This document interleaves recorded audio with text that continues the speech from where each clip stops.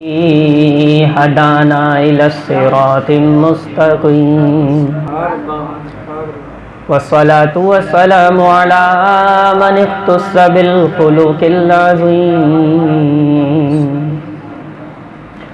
أما بعد فأعوذ بالله من الشيطان اللعين الرجيم بسم الله الرحمن الرحيم سبحان الذي يسرى بعبده ليلا من المسجد الحرام إلى المسجد الأقصى قد صدقت يا رب العالمين إن الله وملائكته يصلون على النبي يا أيها الذين آمنوا صلوا عليه وسلموا تسليما اللهم صل على سيدنا وسندنا وحبيبنا وطبيب قلوبنا وأجسادنا وأرواحنا وتسكين قلوبنا وتطهير صدورنا وقرة عيوننا وتدريك بيوتنا آلانا وأولانا ومولانا محمد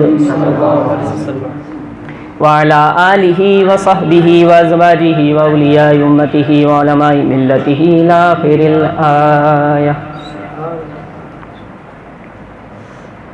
الہام کی رمجھم کہیں بخشش کی گھٹا ہے، الہام کی رمجھم کہیں بخشش کی گھٹا ہے، یہ میرے دل کا نگر ہے یا مدینے کی فضا ہے؟ یہ میرے دل کا نگر ہے یا مدینے کی فضا ہے؟ اور سانسوں میں مہکتی ہیں مناجات کی کلیاں، کلیوں کے کٹوروں پہ تیرا نام لکھا ہے، کلیوں کے کٹوروں پہ تیرا نام لکھا ہے، اور ایک بار تیرا نقش قدم چوم لیا۔ آج جس عنوان سے منسوب یہ محفل ہے اس کو شاعر نے اس شعر میں قلم بند کر دیا۔ میں اور آپ آسمان کو دیکھیں تو آسمان ہمیں لگتا ہے آگے سے جھکا ہوا ہے، ٹھیک ہے، آپ اور آگے جا کر دیکھیں شاید آپ کو نظر آ جائے کہ کہاں جھکا ہوا ہے۔ شاعر کہتا ہے آپ جتنا بھی آگے چلے جائیں آسمان ایسا ہی لگے گا جیسے جھکا ہوا ہے۔ تو یہ جھکا ہوا کیوں ہے؟ آپ سنیے گا اور واقعہ معراج ذہن میں رکھیے گا۔ شاعر کہتا ہے ایک بار تیرا نقش قدم چوم لیا تھا، اب تک یہ فلک شکر کے سجدے میں جھکا ہے، اب تک یہ فلک شکر کے سجدے میں جھکا ہے۔ الہام کی رمجھم کہیں بخشش کی گھٹا ہے۔ اللہ تعالیٰ کا بے پایا فضل ہے، کرم ہے کہ اس خالق و مالک نے اپنے کروڑوں بندوں میں سے ہم چند لوگوں کو چن کر اپنے ذکر کی توفیق بخشی، اپنے محبوب کے ذکر کی توفیق بخشی۔ اللہ تعالیٰ آپ کا آنا بیٹھنا ہمارا سننا سنانا اپنی بارگاہ میں قبول فرمائے۔ بیان کی دعوت دیتے ہوئے آپ کو کھڑا کر دیا گیا تو ہمارے نقیب صاحب نے کہا کہ نعرے کا جواب کھڑے ہو کر دینا ہے۔ یہ تو بالکل ہی ان ایکسپیکٹڈ ہو گیا، محفل میں تو اتنا تو چلتا چلے، ایک ہاتھ اٹھائیں پھر دوسرا اٹھائیں پھر دونوں اٹھائیں، یہ تو بندہ کہہ رہا ہے کہ بھائی پورے کھڑے ہو کر جواب۔ تو اس کی وضاحت میں کر دوں، بڑی خوبصورت سی وضاحت ہے۔ میں نے انہیں کہا کہ جب بیان کی دعوت دینے لگے تو تمام کو کھڑا کر لیجیے گا، کیونکہ کافی دیر سے بیٹھے ہوئے ہیں۔ دو وجہ، ایک وجہ تو ٹانگیں سیدھی ہو جائیں گی، ایزی ہو جائیں گے، آپ کمفرٹ ہو جائیں گے، دوسرا یہ کہ اسپیس بن جائے گا۔ بولیں سبحان اللہ۔ اللہ تعالیٰ آپ سب کا آنا سننا سنانا اپنی بارگاہ میں بیٹھنا قبول فرمائے۔ آج ہم کس کا ذکر کر رہے ہیں اور کن لفظوں میں کر رہے ہیں اور کس زاویے سے، کس پرسپیکٹو میں اور کس تناظر میں ہم بات کریں گے، تو اس کے لیے میں چند جملے اگر آپ کو دوں تو آج ہم ذکر کر رہے ہیں شہنشاہ خوش خصال، پیکر حسن و جمال، دافع رنج و ملال، صاحب جود و نوال، رسول بے مثال، بی بی آمنہ کی لال، محمد مصطفیٰ صلی اللہ علیہ وسلم کی واقعہ معراج، پیغام معراج، مقاصد معراج کے حوالے سے میں اور آپ آج گفتگو کرنے کے لیے بیٹھے ہیں۔ ابھی اس وقت میرے سامنے یہ نوجوان جو بیٹھے ہوئے ہیں، یہ محبت کرنے والے جو ہیں، کوئی لیاقت آباد سے آیا ہے، کوئی نارتھ کراچی سے آیا ہے، کوئی نیو کراچی سے آیا ہے، کوئی کرنگی سے آیا ہے۔ کرنگی والے چہرے بھی ہیں بھائی، اب کرنگی کراچی کا دوسرا کونا اور سرجانی دوسرا کونا، یہ کیوں بھائی آ گئے؟ ابھی جو چہرے نظر آئے اور یہ علاقے جن جن علاقوں سے آئے تو پھر ایک حدیث مبارکہ ذہن پہ دستک دینے لگی اور کہنے لگی موضوع تمہارا کچھ بھی ہے لیکن یہ حدیث آج اس موقع پہ سنا دو۔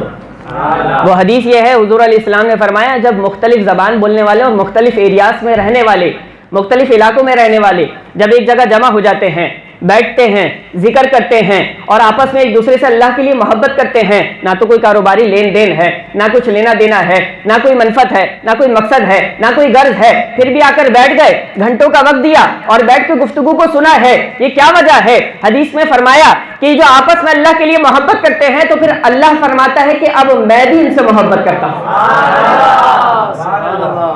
تم کہتے پھرو گلی گلی کوچے کوچے کہ ہم اللہ سے محبت کرتے ہیں، یہ کمال نہیں، اللہ فرمایا میں اب اس بندے سے محبت کرتا ہوں، یہ کمال ہے۔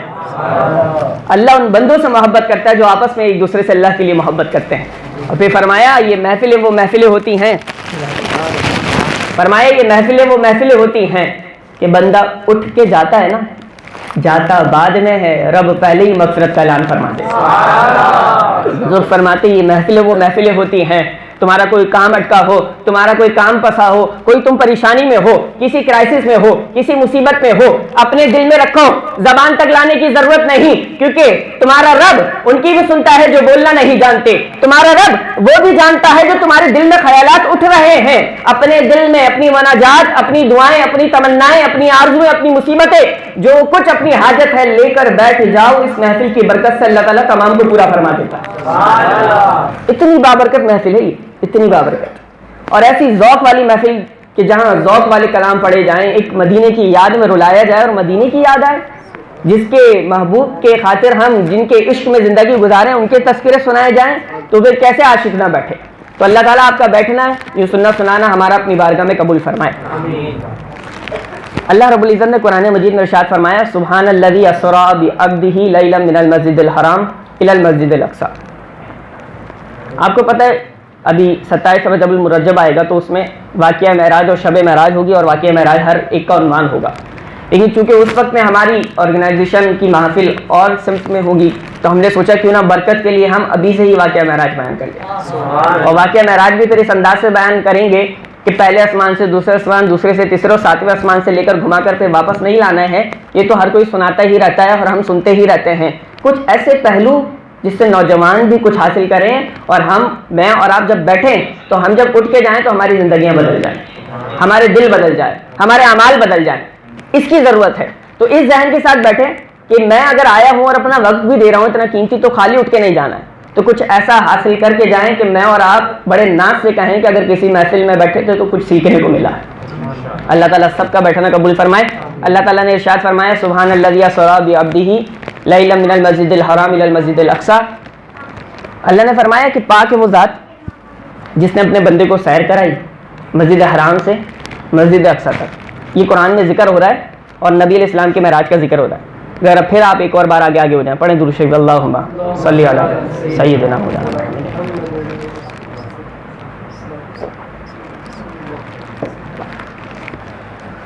مسجد حرام سے مسجد اقصی تک رب فرماتا ہے سیر کرائی، یہ قرآن میں اللہ تعالیٰ نے فرمایا حضور علیہ السلام کو معراج ہوئی۔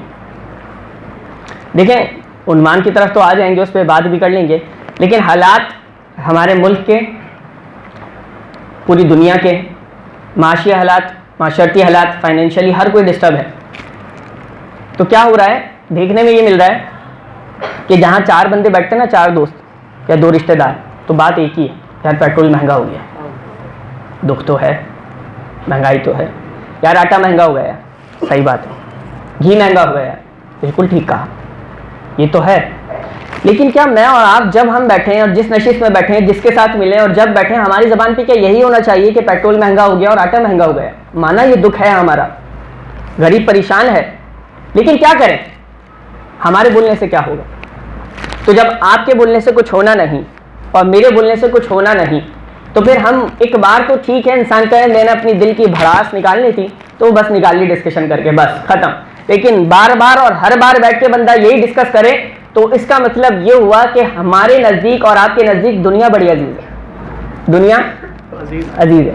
اور حضور علیہ السلام فرماتے ہیں مومن دنیا میں ایسے ہے جیسے مسافر ہوتا ہے، مسافر ہوتا ہے۔ فرمایا مومن کے لیے دنیا جو ہے وہ تو قید خانہ ہے، آخرت جنت ہے۔ مسافر ہوتا ہے کیا مطلب؟ مسافر ہوتا ہے تم سفر پہ جاتے ہو، ٹریول کرتے ہو، کرتے ہیں، جب ٹریول کرتے ہیں تو کیا کرتے ہیں؟ پورا گھر اٹھا کے لے کر جاتے ہو؟ کہ نہیں، ٹریول کرتے ہیں تو ضرورت کی چیزیں لے لیتا ہے، جو ٹریول میں کام آئے، بڑی ضروری ہو، اور ٹریول تاکہ آسانی سے ہو سکے, جتنا ہلکا سامان ہوگا اتنا اچھا سفر رہے گا. فرمایا دنیا میں تم بھی تو مسافر ہو, سب کچھ اسی دنیا میں حاصل کر لو گے تو آخرت میں کیا پاؤ گے؟ فرمایا مسافر کی طرح جیو, بس جو ضرورت کا مل جائے اپنے دامن میں لو اور آخرت کی کمائی کرنے لگو. تو جب اتنے حالات خراب چل رہے ہوں, ہر کوئی ڈسٹرب ہو, غریب پریشان ہو, آٹا مہنگا ہو, پیٹرول مہنگا ہو, تو پھر کیا کریں؟ پھر اہل ایمان یہ کریں کہ جب ایک ساتھ بیٹھیں تو نبی کا ذکر کریں, جب ایک ساتھ بیٹھیں تو اللہ کا ذکر کریں, جب ایک ساتھ بیٹھیں تو نبی پہ درود پڑھیں, جب کسی محفل کو سجائیں تو ویرات کا ذکر کر لیں. اس طرح اپنے سینوں کو ٹھنڈک پہنچائیں اور اپنے ایمان کے جذبات کو گرمائیں. جب اس طرح سے میں اور آپ کریں گے تو پھر کیا ہوگا؟ اس ذکر کی برکت سے اللہ ہمارے مسائل کو حل کرنا شروع کر دے گا. اس ذکر کی برکت سے اللہ ہمارے اوپر کوئی صالح نیک حکمران مسلط کر دے گا, نافذ کر دے گا. اللہ تعالیٰ نے فرمایا محبوب کو سیر کرائی مسجد حرام سے مسجد اقصیٰ تک. اب یہ آپ یہ دیکھیں جو لفظ ہے نا سیر, سبحان, ایک لفظ پہ بات ہے, لیکن میں اختصار کے ساتھ آگے بہت ساری چیزیں میں آپ کو پیش کرنا چاہتا ہوں اس کم وقت میں. اللہ نے فرمایا سبحان الذی اسرا, سیر کرائے, اپنے محبوب کو کیا کرائیے؟ ہاں, آپ نے توجہ رکھنی ہے. سیر, اچھا سیر ہوتی ہے اور سفر ہوتا ہے, دونوں میں فرق ہوتا ہے. سیر اور سفر میں فرق ہوتا ہے. آپ کہیں سفر کیا ہے تو بات اور ہے, آپ کہیں سیر کی ہے تو بات اور ہے. کیا مطلب؟ جب آپ سفر کرتے ہیں تو بڑی تیزی سے کرتے ہیں, آپ کا ٹاسک اور گول مین منزل ہوتی ہے. آپ نے یہاں سے اگر لاہور جانا ہے تو آپ نے لاہور ہی جانا ہے. راستے میں کتنے اسٹیشن آئیں گے, سب کو آپ ہلکا ہلکا سے انجوائے تو کر لیں گے, کچھ پکچرز بھی لے لیں گے یادگار کے لیے, لیکن آپ کی وہ منزل نہیں. منزل کیا ہے؟ لاہور, سیدھا لاہور, یہ ہے آپ کا سفر. لیکن آپ اگر سیر کرنا چاہتے ہیں تو آپ جہاں جہاں رکیں گے وہاں انجوائے کریں گے, وہاں کی جگہوں کو ایکسپلور کریں گے, بڑے سکون سے جائیں گے. تو پتہ چلا کہ جو سفر ہوتا ہے نا, سفر وہ تیزی سے ہوتا ہے اور سیر سکون سے ہوتی ہے, آرام آرام سے ایک ایک چیز کو دیکھتے ہوئے ہوتی ہے. اب بات کو اور نقطے کو سمجھیے گا, اللہ نے یہ نہیں فرمایا اپنے محبوب کو سفر کرایا, حالانکہ سفر تیز ہوتا ہے, سیر سلو ہوتی ہے ہمارے نزدیک. اللہ نے فرمایا اللہ نے اپنے محبوب کو سیر کرائی. سیر کرائی تو کتنی سلو ہوئی ہوگی؟ اتنی سلو ہوئی کہ وضو کا پانی ٹپک رہا تھا. معراج پہ جاتے ہوئے, سبحان اللہ, معراج پہ جاتے ہوئے درخت کی جس ٹہنی سے امامہ لگا وہ ٹہنی ہل رہی تھی, وہ ٹہنی ہل رہی تھی. حضور علیہ السلام معراج سے واپس آئے تو وہ ٹہنی ہل رہی تھی, بستر بھی گرم تھا. جس محبوب کی سیر کا یہ عالم ہے, اس محبوب کے سفر کا عالم کیا ہوگا؟ جس کی سیر میں اتنی سرعت ہے, اتنی جلدی ہے, اتنا فاسٹ ہے, اس کے سفر کا عالم کیا ہوگا؟ فرمایا محبوب کو سیر کرائی اور پھر فرمایا سبحان الذی اسری بعبدہ. یہ جو نقطہ ہے وہ تو بڑا کمال ہے. فرمایا بعبدہ, اپنے بندے کو سیر کرائی. کس کو کرائی؟ اب میں آپ سے پوچھوں کہ اگر آپ یہاں پہ اس آیت میں بھی عبدی ہی کی جگہ اگر ہم سوچیں بھی نبی جی ہی ہوتا, بھی رسولی ہی ہوتا, تو کیا کوئی فرق تھا ترجمے میں, ٹرانسلیشن میں؟ نہیں. ترجمہ یہ ہوتا پاک ہے وہ ذات جس نے اپنے نبی کو سیر کرائی, پاک ہے وہ ذات جس نے اپنے رسول کو سیر کرائی. بات تو بڑی جامع معنی ہے, بڑی اتھینٹک ہے, بڑی سمجھ میں آنے والی ہے, لاجیکل.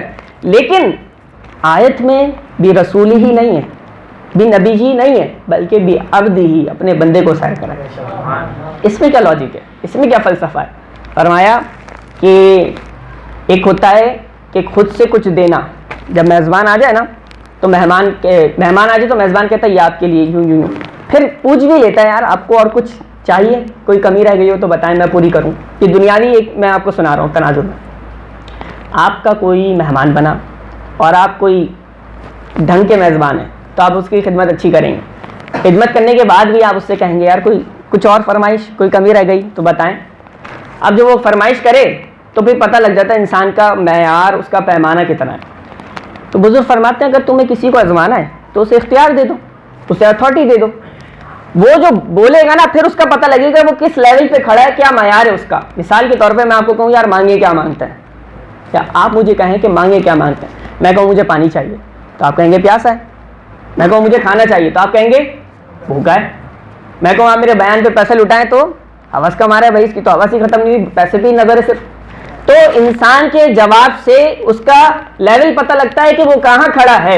حضور علیہ السلام کو سنیے گا بات, حضور علیہ السلام کو اللہ نے معراج کرائی, نمازیں تو دی, بچپن سے سنتے آ رہے ہیں نمازیں دے دی, لیکن نمازیں دینے کے بعد رب نے فرمایا بما اشرفک یا احمد, اے حبیب اب آپ بتائیں آپ کیا چاہتے ہیں. اے نبی اب آپ بتائیں آپ کو کیا دینا چاہیے. اے نبی آپ بتائیں آپ کو کیا اعزاز چاہیے, آپ کی کیا ضرورت ہے, آپ کی کیا حاجت ہے, آپ کی آرزو تمنا جو بھی ہے فرمائے. اب حضور علیہ السلام نے کیا مانگا؟ حضور علیہ السلام نے فرمایا بنسبتی الیکا بالعبودیہ, اے میرے رب مکہ کی وادیوں میں, طائف کے میدانوں میں, مدینے کی گلیوں میں, پہاڑوں کی اونچائیوں پہ, ہر جگہ, ہر لمحہ, ہر آن میں ایک ہی کلمہ حق بلند کرتا رہا کہ تو میرا رب ہے. آج تو بھی تو کہہ دینا کہ میں تیرا بندہ ہوں. آج تو بھی تو کہہ دینا کہ میں تیرا بندہ ہوں. ملا جیون اور امام راضی فرماتے ہیں کہ یہ حضور کا پسند فرمودہ ہے, اس لیے جب معراج کا ذکر رب نے فرمایا تو بھی رسولی بھی نبی ہی نہیں فرمایا, بھی عبدی ہی, اپنے بندے کو سیر کرائی, اپنے بندے کو سیر کرائی, ایسی سیر کرائی, اپنے بندے کو سیر کرائی. تو جب میں اور آپ معراج کے واقعے کو پڑھیں یا کسی سے ڈسکس کریں تو آپ کو ایک اور نکتہ سننے کو مل جائے گا, اور وہ یہ ہے کہ معراج تو خواب تھا, just like a dream, real کچھ نہیں تھا. اچھا ہم نے تو ریئل پڑھا, آپ کہہ رہے خواب تھا؟ نہیں, اتنے سے لمحوں میں کیسے ہو کر آ سکتا ہے کوئی حضور علیہ السلام کا خواب تھا؟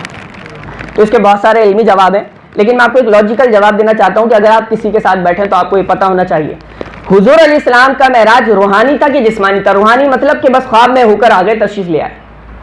آپ کو پتہ جب حضور علیہ السلام نے آ کر معراج کا اعلان فرمایا تو قریش جو تھے نا, کفار قریش, انہوں نے اس کا انکار کر دیا, ڈینائی کر دیا کہ یہ ہو ہی نہیں سکتا, پاسبل ہی نہیں ہے. اور کچھ جن کے ایمان کمزور تھے یا جو منافقت کی کیفیت میں تھے وہ ایمان سے پھر گئے, مرتد ہو گئے, اسلام چھوڑ دیا انہوں نے کہ ایک ایسی عقل سے ماورا بات کی. ایسی کنڈیشن وہاں پیدا ہو گئی تھی. اب آپ مجھے بتائیں کہ اگر حضور علیہ السلام نے روحانی معراج کی ہوتی اور حضور علیہ السلام فرماتے کہ رات کو میں سویا, میں نے خواب میں جنت بھی دیکھی, میں نے دوزخ بھی دیکھی, میں بیت المقدس بھی گیا, میں نے براق بھی دیکھا, میں نے یہاں بھی سیر کی, میں وہاں بھی سیر کی, میں نے جب آنکھیں کھولی تو میں وہیں بستر پہ موجود تھا, تو کوئی انکار کرتا؟ کوئی انکار نہیں کرتا. انکار کرنے کا مطلب ہی یہی ہے, کچھ لوگوں کا اسلام سے پھرنے کا مطلب ہی یہی ہے کہ حضور علیہ السلام کو روحانی معراج نہیں ہوئی تھی, حضور علیہ السلام کو جسمانی معراج ہوئی تھی. جبھی روح اور جسم دونوں کے ساتھ گئے تھے, تبھی تو لوگوں کی عقل میں نہیں آ رہا تھا. اور حضور علیہ السلام کا یہ بہت بڑا معجزہ ہے, بہت بڑا.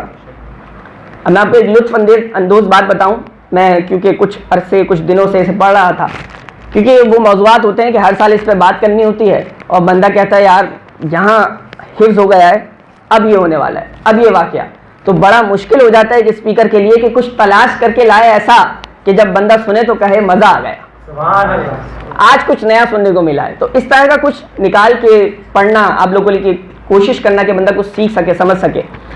تو حضور علیہ السلام کی جو معراج ہے نا, یہ ایک بڑا معجزہ ہے, معراج پہ جانا. لیکن میں آپ کو ایک نکتے کی بات سمجھاؤں, حضور علیہ السلام کا معراج سے واپس آ جانا بھی بڑا معجزہ ہے. کیا مطلب؟ اب آپ مطلب سمجھیں گے نا تو آپ کا دل, آپ کی انگ انگ اور آپ کی نس نس کہے گی سبحان اللہ. یہ آپ اس کیفیت کو صرف سمجھیے گا, حضور علیہ السلام معراج پہ گئے, اللہ کا دیدار کیا, جنت کا مشاہدہ کیا, جہنم کا مشاہدہ کیا, نبیوں سے ملے, نبیوں کی امامت کروائی, فرشتوں کی امامت کروائی, اتنے اعزازات پائے, اتنے انعامات پائے, اتنی نوازشیں پائیں, بڑی بات ہے. لیکن وہاں سے پھر واپس یہاں آ گئے, یہ بھی بڑی بات ہے. کیسے؟ اب سمجھتے ہیں. حضرت ادریس علیہ السلام, کون؟ اللہ کے نبی حضرت ادریس علیہ السلام. حضرت ادریس علیہ السلام کے پاس ایک شخص آیا اور کہا حضرت آپ کا مہمان بننا چاہتا ہوں. کہا ٹھیک ہے, مہمانی قبول ہے, بن جاؤ میرے مہمان.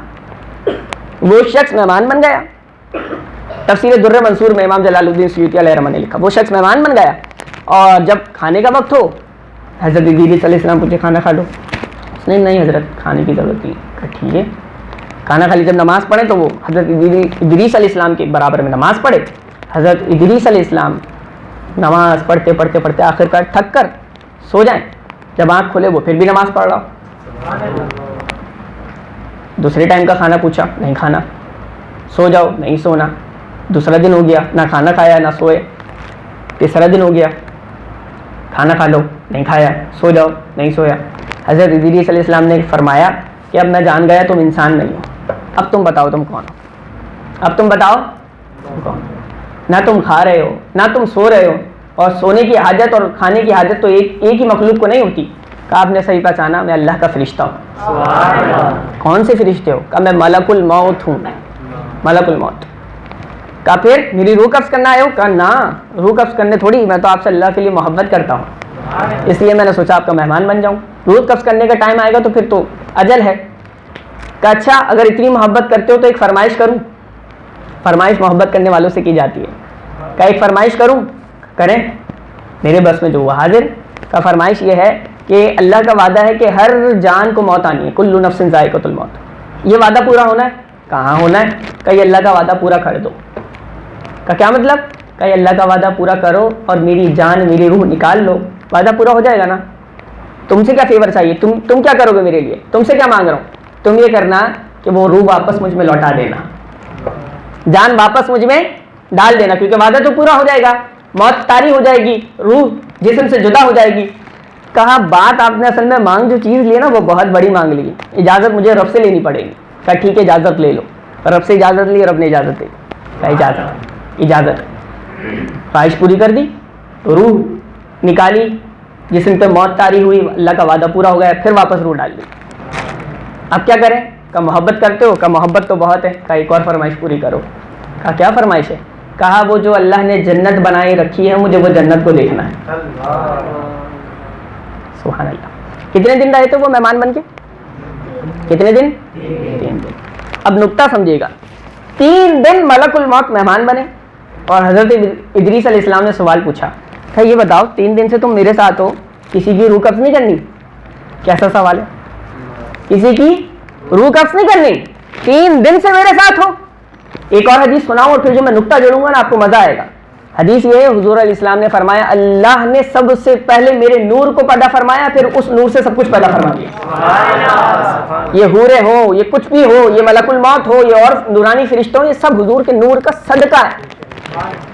اب فرشتے سے پوچھا تمہیں کسی کی روح قبض نہیں کرنی، 3 دن سے میرے مہمان ہو؟ فرمایا حضرت 3 دن میں رب نے جس کی روح قبض کرنے کا حکم دیا تھا میں نے عین اسی وقت میں ان سب کی روح قبض کر لی۔ کہا کیسے؟ کہا ایسے کہ جیسے دسترخوان پہ کھانے سجے ہوں، پوری دنیا میرے سامنے دسترخوان کی طرح ہوتی ہے، جس کی چاہتا ہوں روح قبض کر لیتا ہوں۔ ایک فرشتہ جو نبی کے نور کا ایک صدقہ ہے، اس کا یہ عالم ہے کہ اس کے سامنے پوری کائنات دسترخوان کی طرح نظر آتی ہے، تو میرے آقا کے علم کا عالم کیا ہوگا؟ میرے آقا کی نظر کا عالم کیا ہوگا؟ پھر وہ غلام چاہے کراچی میں بستے ہو، چاہے لاہور میں بستے ہو، علاقے کسی میں بھی ہو، جب وہ حضور کا ذکر کرتے ہیں تو پھر حضور کے سامنے بھی یوں ہی ہوتے ہیں، یوں ہی ہوتے ہیں۔ کہا جنت لے چلو، ٹھیک ہے جنت کا نظارہ گیٹ سے کرایا جا رہا ہے۔ کہا نہیں ایسے تھوڑی نا، جو نعمتیں بنائی ہیں وہ چکھاؤ بھی تو صحیح، جو نعمتیں بنائی ہیں۔ یہ حضرت ادریس علیہ السلام کی معراج ہے، ہر نبی کو معراج ہوئی ہے، ہر نبی کو، یہ حضرت ادریس علیہ السلام کی معراج ہے۔ جنت میں داخل ہو گئے، نعمتیں کھائیں۔ کہا اب چھٹی، میں اپنے انداز سے بتا رہا ہوں، اب چھٹی۔ کہا کیا مطلب حضرت؟ کہا اب تم جاؤ، میں نے جنت سے واپس نہیں جانا، میں نے جنت سے۔ کہا یہ کیسی بات ہوئی؟ کہا چاہو تو مجھ سے مناظرہ کر لو، مجھ سے ڈیبیٹ کر لو اس بات پہ۔ اللہ نے فرمایا فرشتے ڈیبیٹ کرو، دیکھتے ہیں کون جیتتا ہے۔ تو حضرت ادریس علیہ السلام نے فرمایا دیکھو کل نفس ذائقۃ الموت، میں نے چکھا موت کا مزہ، چکھا نا، جان نکالی نا تم نے میری۔ کہا ٹھیک ہے یہ پورا ہو گیا۔ کہا دوسری دلیل یہ ہے کہ اللہ فرماتا ہے ایک بار جو جنت میں جائے گا واپس کبھی بھی باہر نہیں آئے گا۔ اللہ نے فرمایا مناظرہ میرا ادریس جیت گیا، اسے جنت میں ہی رہنے دو، اسے جنت میں ہی رہنے دو۔ اب جو میں نکتہ سمجھانا چاہ رہا تھا وہ یہ تھا کہ حضرت ادریس علیہ السلام کی معراج یہ تھی، حضرت ادریس علیہ السلام کی معراج یہ تھی کہ وہ اللہ کی جنت کے مناظر دیکھنے بھی گئے، جنت کی نعمتوں کو کھایا بھی، جنت کو دیکھا بھی اور جنت میں داخل بھی ہو گئے، لیکن پھر واپس نہیں آئے۔ جنت کے مناظر دیکھنے کے بعد کون واپس اس دنیا میں آئے؟ لیکن یہ حضرت ادریس علیہ السلام کی معراج ہے۔ اور جب میں اور آپ اپنے آقا صلی اللہ علیہ وسلم کی معراج کی بات کرتے ہیں اور آپ کی سیرت کو پڑھتے ہیں تو ہم دیکھتے ہیں کہ حضور علیہ السلام نے نبیوں سے ملاقات کی، آسمانوں کی سیر کی، جنت کی سیر کی، جہنم کا مشاہدہ کیا، یہ تمام کیا۔ اور صرف اتنا ہی نہیں، جنت کی سب سے بڑی نعمت اللہ کا دیدار کیا، پھر بھی اپنی امت میں واپس تشریف لیا۔ اللہ کا دیدار کیا، اتنی بڑی نعمت پائی، پھر بھی اپنی امت میں واپس تشریف لے آئے۔ تو شاعر نے کہا کہ وہ ہر عالم کے لیے رحمت ہیں۔ سبحان اللہ، کیا الفاظ ہیں، وہ ہر عالم کے لیے رحمت ہے۔ کسی عالم میں چاہتے رہ جاتے. وہ ہر عالم کے لیے رحمت ہے, کسی عالم میں چاہتے رہ جاتے. یہ ان کی مہربانی کہ انہیں یہ عالم پسند آیا, یہ ان کی مہربانی کہ انہیں یہ عالم پسند آیا. یہ تو ان کی مہربانی ہے. حضور علیہ الصلوۃ والسلام کے لیے حضرت جبریل امی کو جب اللہ نے بھیجا تو جب حاضر ہوئے اور حجرے کے سوراخ سے پار ہو کر حاضر ہوئے, دستک نہیں دی کہ محبوب کی نیند میں خلل پیدا نہ ہو. آپ ایک ایک چیز کو تقابل کریں گے نا تو آپ کو سمجھ میں آئے گا کہ نبی کی شان کیا ہے.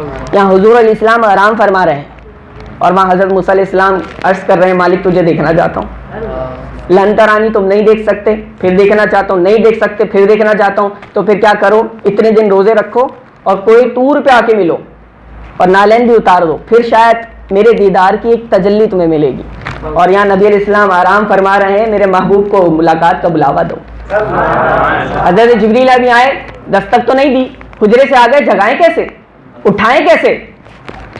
تو پھر اللہ نے فرمایا, ایک بڑی پیاری روایت, حضرت جبریل امی کہتے ہیں میرا جسم جو نا کافور کا بنا ہوا تھا, میرے جسم میں کافور کی ایک عنصر تھا, ایلیمنٹ تھا, تو جس سے ٹھنڈک فیل ہوتی تھی. لیکن مجھے سمجھ میں نہیں آتا تھا کہ اللہ نے تمام فرشتوں کو بنایا, مجھ میں کیوں کافور کو رکھا ہے جس سے ٹھنڈک محسوس ہو. کہتے ہیں اس رات مجھے پتہ لگ گیا کہ اللہ نے مجھ میں کافور کو کیوں رکھا. کہا میں سوچ ہی رہا تھا کہ محبوب کو کیسے جگاؤں. رب نے فرمایا اے جبریل تمہیں کافوری ہونٹ اس لیے تو دیے ہیں, اپنے نورانی ہونٹوں سے, نورانی پروں سے محبوب کے تلبوں کو چوم لو. جیسے ہی محبوب کے تلبوں کو چوما تو حضور علیہ السلام کی ٹھنڈک کی وجہ سے آنکھ کھل گئی. فرمایا آپ کا بلاوا آ گیا, اللہ نے یاد فرمایا, اللہ نے یاد فرمایا. حتیم کعبہ میں لے گئے, حضور علیہ السلام کا شک صدر کیا, سینہ چاک کیا, آپ کے قلب اطہر کو نکالا, تشک میں آب زمزم سے دھویا اور واپس لگا دیا. اب جب عاشق عالم ہو, علم والا ہو لیکن عاشق بھی ہو, تو وہ عشق کی اینک لگاتا ہے اور پھر وہ حدیث کو پڑھتا ہے تو اسے بڑا مزہ آتا ہے. اس میں نکات ہی پوائنٹ سے کچھ اور نکل کے آتے ہیں. حضور علیہ الصلوۃ والسلام کے شک صدر کو سینے چاک کرنے کو, نکالنے کو کس نظر سے دیکھیں ہم سنیں. بخاری شریف کی حدیث ہے اور صرف آپ نے سننا ہے اور آپ کو سمجھ میں آ جانا ہے. بخاری شریف کی حدیث ہے, حضور علیہ السلام نے فرمایا کہ جبریل امی نے میرے سینے کو چاک کیا, میرے دل کو نکالا, تشت میں رکھا, آب زمزم سے دھویا, واپس لگایا. حدیث مکمل ہو گئی. یہ بیان کون کر رہا ہے, یہ بیان کون کر رہا ہے؟ حضور علیہ السلام بیان فرمانے. کیا پتہ لگا؟ پتہ یہ لگا کہ میری نگاہیں, میری بصارت, میری سماعت, میری قوتیں, میری زندگی, میری سانسیں, میری آرزویں, میرا سب کچھ میرے دل سے جڑا ہوا ہے.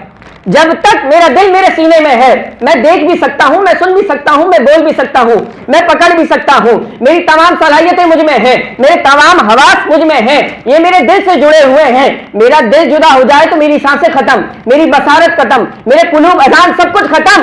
لیکن حضور علیہ السلام فرما رہے ہیں میرے دل کو نکالا اور تشت میں رکھا, آب زمزم سے دھویا, واپس لگایا, بتا دیا کہ نبی کی زندگی عام لوگوں کی طرح نہیں ہوتی. نبی کا دل سینے سے جدا ہو جائے نبی پھر بھی دیکھا کرتا ہے.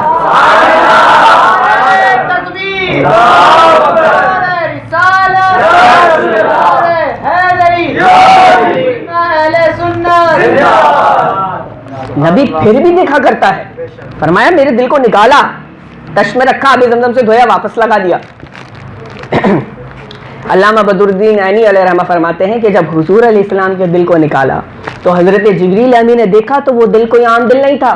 فرمایا قلب وکیون عینان تبصران اذنان تسمعان. فرمایا وہ دل اتنا وسعت والا دل تھا کہ اس دل میں دو آنکھیں بھی تھی جو دیکھا کرتی تھی, دو کان بھی تھے جو سنا کرتے تھے, دو کان بھی تھے جو سنا کرتے تھے. یہ دل کوئی عام دلوں کی طرح نہیں تھا, یہ تو نبی علیہ السلام کا دل تھا. اب یہاں پہ علامہ سعید احمد کاظمی غزالی زماں علیہ رحمہ فرماتے ہیں ایک نقطہ, کسی کے ذہن میں اس کی حکمت ضرور ہے کہ اللہ کی تجلیات کا سامنا کرنا تھا تو کچھ اللہ کے علم اور عرفان اور حکمت کو حضور علیہ السلام کے دل میں بھرنا تھا, تو حضرت جبریل امی نے وہ اہتمام کیا اور اللہ نے کروایا. لیکن کسی کے ذہن میں اگر یہ سوال اٹھ جائے, جو میں نے کہا نا عشق کی اینک, کسی کے ذہن میں اگر سوال اٹھ جائے کیا نعوذ باللہ دل میں کوئی گندگی تھی, کوئی بات ایسی تھی جسے دھویا گیا, تو فرمایا کہ حضور علیہ السلام کی پاکیزگی کا عالم جانتے ہو, دنیا میں کوئی بھی مائی کا لال آئے نا اسے نہلانا پڑتا ہے, پھر کپڑے پہنانا پڑتے ہیں, نہلانا ہوتا ہے پھر کپڑے پہنانا پڑتا ہے, بچے کو واش کیا جاتا ہے, صاف کیا جاتا ہے. فرمایا حضور علیہ السلام اتنے پاکیزہ اس دنیا میں آئے تھے کہ نہلانے کی ضرورت نہیں پڑی تھی. ایسے نبی کے دل کا عالم کیا ہوگا؟ فرمایا کہ جب دل نکالا، کشت پہ رکھا، آبِ زمزم سے دھویا، تو کوئی یہ نہ سمجھے کہ حضور علیہ السلام کے دل میں نعوذ باللہ کوئی ناپاکی تھی، نہ ایسا نہیں، بلکہ حضور علیہ السلام کے دل کو آبِ زمزم سے دھو کے آبِ زمزم کو شرف بخشنا تھا۔ ایسا شرف بخشنا تھا کہ جو آبِ کوثر کو بھی نہیں ملے گا وہ آبِ زمزم کو مل گیا۔ جنت میں آبِ کوثر ہوگا لیکن وہ بھی حضور علیہ السلام کے دل کو تو نہ چھوا تو آبِ زمزم چھوا ہے۔ فرمایا وہ آبِ زمزم کو اللہ نے شرف بخشنا تھا۔ حضور علیہ السلام تشریف شک صدر ہوا، تشریف لے جا رہے، سامنے براق کھڑا ہوا ہے۔ براق کی شان کیا ہے؟ بچپن سے سنتے آ رہے ہیں، براق برق سے بنا ہے، برق کہتے ہیں بجلی کو، اس کا نام اس وجہ سے ایسے رکھ دیا، بجلی کی جو تیزی ہوتی ہے نا وہ میں اور آپ سب جانتے ہیں، اسی نسبت سے اس کا نام ہی براق ہے۔ اس کی تیزی کا عالم، اس کی رفتار کا عالم یہ تھا۔ کیا عالم تھا؟ کہ جہاں اس کی نگاہ ہوتی تھی وہاں اس کا قدم ہوتا تھا۔ یار میں کہتا ہوں کہ یہ جو نقطہ ہے نا، جہاں اس کی نظر ہوتی تھی وہاں اس کا قدم ہوتا تھا، آپ سمجھیں کہ اس کی نظر کہاں ہوتی تھی، پھر آپ کو سمجھ میں آئے گا اس کا قدم کہاں ہوتا تھا۔ میں اور آپ خاکی مخلوق ہے نا، کیا ہے؟ خاکی مخلوق ہے، خاک سے بنے ہیں، لیکن اللہ نے ہمارے پوری باڈی میں دو جگہ نور کو رکھ دیا اور وہ آنکھیں ہیں۔ آنکھوں میں اللہ نے نور کو رکھا ہے، اور پوری آنکھیں بھی نہیں، یہ سفیدی ہٹا دیں، یہ دیدہ ہٹا دیں، یہ پتلی ہٹا دیں، بیچ میں اللہ نے ایک نقطہ نور کا رکھا ہے، اور نور کی برکت ایسی ہے کہ ہم نگاہ اٹھائیں تو ہمیں آسمان پہ ستارے نظر دکھائی دیتے ہیں، ہم دریا میں دیکھیں تو ہمیں مچھلیاں تیرتی دکھائی دیتی ہیں، ہمیں اونچے پہاڑ دکھائی دیتے ہیں۔ یہ ہماری نگاہ کا عالم ہے کہ جو ہم پورے نور سے نہیں بنے، ہماری صرف آنکھوں میں نور کے دو نقطے اللہ نے رکھے ہیں، اس نور کی برکت سے ہم اتنا دیکھتے ہیں۔ جو براق پورا اللہ کے نور کا بنا ہوگا اس کی نگاہ کا عالم کیا ہوگا؟ جہاں اس کی نگاہ ہوتی تھی وہاں اس کا قدم ہوتا تھا۔ فرمایا جہاں اس کی نگاہ ہوتی تھی وہاں اس کا قدم ہوتا تھا۔ حضور صلی اللہ علیہ وسلم براق پہ تشریف فرما ہونے جب آنے لگے تو رک گئے۔ یہ وہ نقطہ ہے کہ میں کہتا ہوں معراج پوری اپنی جگہ اور یہ والا مومنٹ اپنی جگہ۔ حضور علیہ السلام رک گئے، توقف فرمایا۔ اب یہ لمحات اور توقف، وہاں رب کا دیدار اور ملاقات، محبوب کی ملاقات، یہ رکے کیوں ہیں؟ اللہ نے فرمایا اے جبریل یہ تو وصل کی گھڑیاں ہیں، میرے محبوب سے پوچھو رکے کیوں ہیں۔ پتہ تو رب کو بھی ہے لیکن امت کو تعلیم دلوانی ہے کہ لگ پتہ جائے کہ تمہارا محبوب۔ اے جبریل پوچھو یہ نبی رکے کیوں ہیں؟ تو حضرت جبریل امین نے پوچھا نا، تو حضور علیہ السلام نے فرمایا مجھے میری امت کا خیال آ گیا، مجھے میری امت کا خیال آ گیا۔ کیوں حضور؟ فرمایا قیامت کا دن اور ایک دن 50,000 سال کا، اور میری امت پیدل سفر کیسے کرے گی؟ میری امت پیدل سفر کیسے کرے گی؟ میں جو اتنا اس پہ زور دے رہا تھا نا، یہ والا مومنٹ بڑا خوبصورت ہے معراج کا، وہ یہ ہے کہ آپ کسی سے محبت کریں اور میں کسی سے محبت کروں، یا ہم کسی محبت کرنے والے کو دیکھیں تو ہمیں نظر آتا ہے کہ اگر محبوب میسج کر دے صرف کہ یار ملنا ہے، تو بندہ کھانا بھول جاتا ہے، بندہ پینا بھول جاتا ہے، اوڑھنا بچھونا بھول جاتا ہے، منہ سائڈ کرنا بھول جاتا ہے، سب کچھ بھول جاتا ہے کہ بلاوا ملاقات کا آیا ہے، بس ملنے چلا جاتا ہے۔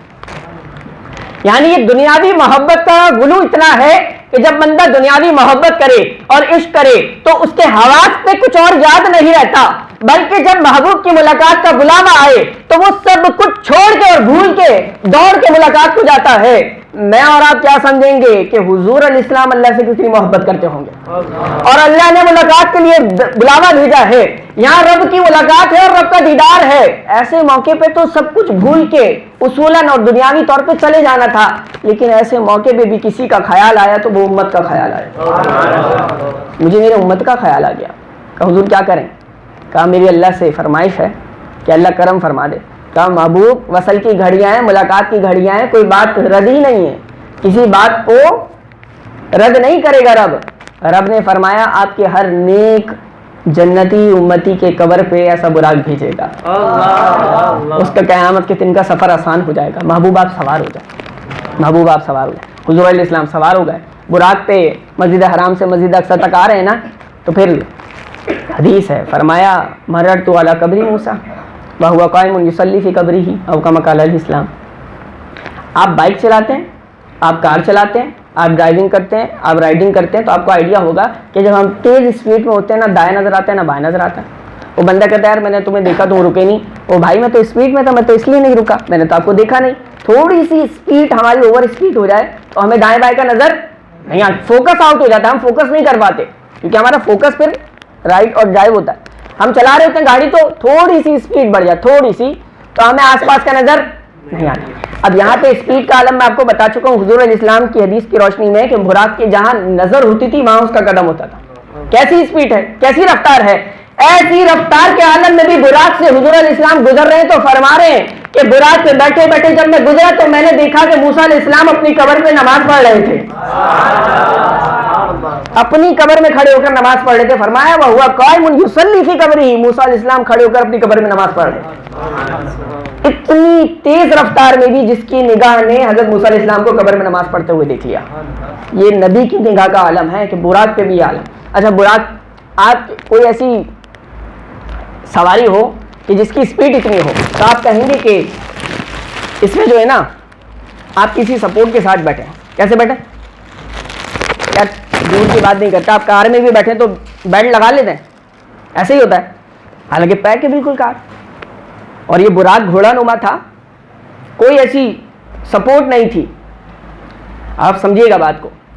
آپ کو اگر کوئی بہترین اسپیڈ میں گاڑی جا رہی ہے اور اس کی چھت پہ بٹھا لیں تو آپ یہاں سے پکڑیں, آپ وہاں سے پکڑیں, آخر کار آپ کا ہاتھ چھوٹے اور آپ ہوا میں, کیونکہ سپورٹ نہیں ہے نا کوئی, تو آپ بنا کسی سپورٹ کے تیز رفتار گاڑی کے اوپر نہیں بیٹھ سکتے.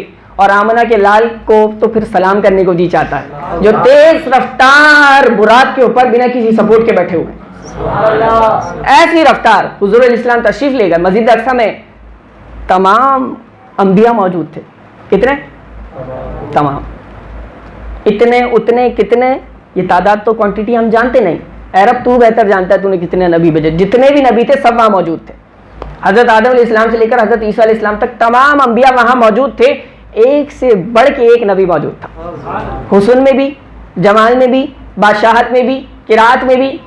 اور حضور علیہ السلام یوں دیکھنے لگے کہ آخر امامت کون کرائے گا. حضرت جبریل امین ہاتھ پکڑ کے حضور علیہ السلام کو آگے کر دیا, امامت آپ کروائیں گے, آپ نماز پڑھوائیں گے. حضور علیہ السلام نے نماز پڑھوائی. حضرت موسیٰ علیہ السلام, میں نے کہا نا میں ترتیب سے پھر معراج کو اس طرح سے بیان نہیں کروں گا, لیکن حضور علیہ السلام نے معراج پہ مسجد اقصی میں امامت کروائی. پھر سفر آگے چلتا ہے. حضرت موسیٰ علیہ السلام نے جب عرض کی نا مالک تجھے دیکھنا چاہتا ہوں, کہا کوئی طور پہ آؤ, نالین اتار دو. کوہ طور پہ آ گئے. کہا مالک اب کیا کرنا ہے؟ کہا میری ایک تجلی کوہ طور پہ, یہ جو پہاڑ ہے طور کا, اس پر پڑے گی. تم نے اس تجلی کو دیکھنا انڈائریکٹلی. اگر تم اس تجلی کے تاب لے آئے, برداشت کر گئے, سروائیو کر گئے, تو پھر تمہیں دیدار ہوگا. کہا مالک ٹھیک ہے. نگاہیں جمی ہیں موسیٰ علیہ السلام کی, اور تجلی پہاڑ پہ پڑتی ہے, پہاڑ خاکستر ہو جاتا ہے. خر موسیٰ, قرآن کہتا ہے حضرت موسیٰ علیہ السلام بے ہوش ہو گئے. ایسا جلال اللہ کی تجلی کا, ایک تجلی کا دیدار. حضور علیہ السلام فرماتے ہیں کہ میں نے رب کو اپنی سر کی آنکھوں سے دیکھا. کہتے ہیں جب مجھے تنہائی محسوس ہونے لگی, آگے پیچھے اوپر نیچے دائیں بائیں, اسپیس ٹائم, کب کتنا کیوں کیا سب نیچے رہ گیا, اس سے بھی اوپر میں چلا گیا. تو فرمایا مجھے تھوڑی سی گھبراہٹ اور تنہائی محسوس ہونے لگی, تو فرمایا اللہ نے اپنا دست قدرت میرے دونوں کاندھوں کے درمیان رکھا. ماں یلی کو بھی شان ہی, اس طرح نہیں جیسے میرا اور آپ کا ہاتھ ہے, اللہ کی شان کے مطابق اس کا ہاتھ. فرمایا اللہ نے اپنا دست قدرت میرے دونوں شانوں کے درمیان رکھا, تو میں نے اس کی ٹھنڈک اپنے سینے میں محسوس کی. اب ذرا جوڑیے گا. حضرت موسیٰ علیہ السلام نے کہا مالک تجھے دیکھنا چاہتا ہوں, نہیں دیکھ سکتے, میری تجلی کو دیکھو, اگر سروائیو کر جاؤ تو پھر تمہیں اپنا دیدار کراؤں گا. تجلی دیکھی تو بے ہوش ہو گئے. اور یہاں پہ حضور علیہ السلام فرما رہے اللہ نے اپنا دست قدرت میرے دونوں کاندھوں کے درمیان رکھا, میں سینے میں ٹھنڈک محسوس کر رہا, سینے میں ٹھنڈک محسوس کر رہا. وہ تجلی سے ہوش میں آئے جب حضرت موسیٰ علیہ السلام, تو فرمایا روایات میں لکھا ہے حضرت موسیٰ علیہ السلام کے علم کا, ان کی جلال کا, ان کی برکات کا کیا عالم تھا. فرمایا کوسوں میل دور اندھیری رات ہے, کالا پتھر ہے, اور اس پہ کالی چیونٹی چلتی ہے. حضرت موسیٰ علیہ السلام اتنی دور سے بھی اس چیونٹی کو دیکھتے بھی ہیں, اس کے چلنے کی آہٹ کو بھی سنتے ہیں. اللہ کی ایک تجلی انڈائریکٹلی اگر کوئی دیکھے, کوئی نہ دیکھے, حضرت موسیٰ علیہ السلام دیکھیں, تو ان کے علم کا عالم یہ, ان کے نور کا عالم یہ, ان کی برکات کا عالم یہ, ان پہ انعامات یہ, ان کی نوازشات یہ کہ وہ کوسوں میل چوٹی دیکھے کالی, کالے پتھر پہ کالی رات میں, تو انہیں چلتی سنتی دکھائی دیتی ہے. کیا جانیں گے اس نبی کی عظمت کو جس نے دیدار اپنا ان سر کی آنکھوں سے اپنے رب کا کیا ہو. اس کے علم کا عالم کیا ہوگا, اس کی نوازشات کا عالم کیا ہوگا, اس کی برکات کا عالم کیا ہوگا. ایسی رب نے دیدار کروایا. اور پھر جب آپ بات کریں معراج کی کہ حضور علیہ السلام معراج پہ گئے اور واپس آ گئے, اتنے, میں نے بھی بتا دیا تھا کیسے, کتنے لمحے کہ امامہ جاتے ہوئے جس درخت سے ٹکرایا تھا وہ ٹہنی ہل رہی تھی, پرنالے میں وضو کا پانی ٹپک رہا تھا. بستر جیسا آپ ٹھنڈ میں نکلے نا بستر سے تو بستر گرم ہوتا ہے آپ کی باڈی ٹیمپریچر کی وجہ سے, اور واپس آئے تو پھر آپ کہتے ہیں دوبارہ محنت کر کے گرم کرنا پڑے گا, اتنا ٹھنڈا بستر ہو گیا. تو بستر تھوڑی دیر گرم رہتا ہے, تو بستر جب واپس آئے بستر بھی گرم تھا. اتنے سے وقت میں یہ جو ٹائم اسپیس ہوتا ہے نا, یہ جو فاصلے سمٹ جاتے ہیں, یہ کیسے ہوتے ہیں؟ حضرت سلیمان علیہ السلام سے اشارت دے رہا ہوں, سنا ہے اپنے واقعہ. حضرت سلیمان علیہ السلام کے دور میں کہا وہ تخت لانا ہے, کئی مہینوں کا سفر کر کے دور تھا. تو حضور وہ حضرت سلیمان علیہ السلام کے ایک امتی نے کہا کہ قبل ان یرتد الیک طرفک, آپ پلک بعد میں جھکیں گے, تخت پہلے حاضر کر دوں گا. وہ تخت حاضر کر دیا, فاصلے سمٹ گئے. کیسے؟ یہ رب کی قدرت ہے, یہ رب کی قدرت کے نظارے ہیں. کیسے؟ حضرت عزیر علیہ السلام بستی سے گزر رہے ہیں, بستی اجڑ گئی. حضرت عزیر علیہ السلام کے دل میں بیت المقدس کی جگہ تھی. حضرت عزیر علیہ السلام کے دل میں آیا کہ یار یہ بستی آباد کیسے ہوگی, یہ بستی آباد کیسے. حضرت عزیر علیہ السلام پہ اللہ نے موت کو طاری فرما دیا, موت آ گئی, موت کو طاری فرما دیا. حضرت عزیر علیہ السلام پہ موت طاری ہے, اور اسی جگہ پہ حضرت عزیر علیہ السلام پہ موت طاری ہے. تفسیر بغوی میں بھی ہے, تفسیر روح البیان میں بھی ہے. حضرت عزیر علیہ السلام کا وصال ہو گیا, آپ اسی جگہ پہ رہے, ساتھ میں آپ کی سواری بھی تھی, اس دور کے جانور, اور انگور کے خوشے بھی تھے. 100 سال, کتنے 100 سال آپ کا وصال ہو گیا, 100 سال ہوئے. 100 سال بعد اللہ نے پھر زندہ فرما دیا.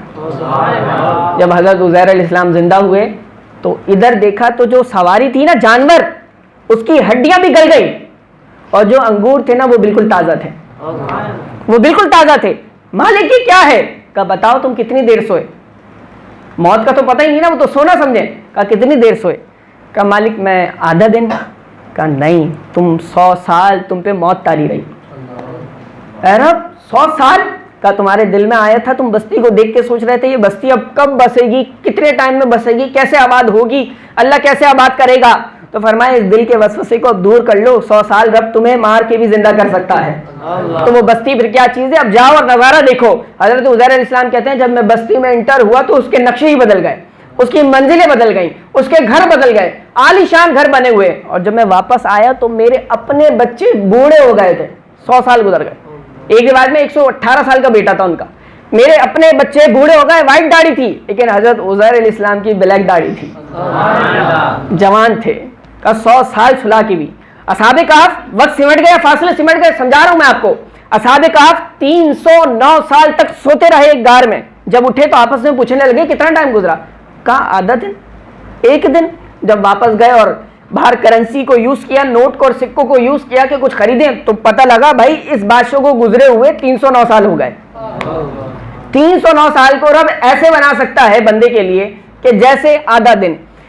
شیخ شہاب الدین سہروردی, ایک بڑا دلچسپ واقعہ آپ کی نظر کر رہا ہوں. شیخ شہاب الدین سہروردی علیہ رحمہ کہتے ہیں ابن السکینہ نے اپنے ایک مرید کا واقعہ سنایا.